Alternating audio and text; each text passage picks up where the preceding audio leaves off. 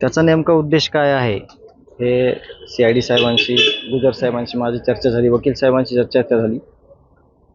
जो data recover झालेला आहे आणि जो डाटा दिसतोय तेच या केसमध्ये वापरला जाणार आहे असं लेखी लिहून दिलेलं आहे CID आणि वकील साहेबांनी.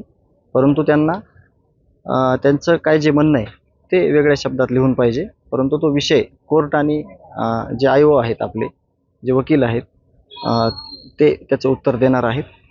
परंतु प्रत्येक तारखेला काहीतरी खोडा काढून किंवा काहीतरी कशी तारीख पुढची, ही तारीख कशी टळेल याचा प्रयत्न चालू आहे. परंतु लवकरच या संदर्भात पुढच्या तारखेपर्यंत निर्णय घेतला जाईल. आरोपी विष्णू चाटो यांनी बँक व्यवहार आणि इतर व्यवहाराच्या अनुषंगाने जनरल पॉवर ऑफ अटर्नी देण्यात यावी अशी मागणी कोर्टाकडे केली.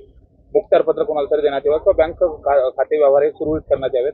आता गाडीचे हप्ते आणि इतर व्यवहारही थकलेले आहेत असा जो अर्ज आहे तो कोर्टाकडे केला. नाही, ते म्हणणं सगळं जे आपले वकील आहेत ते वकील साहेबांमार्फत देण्यात येईल.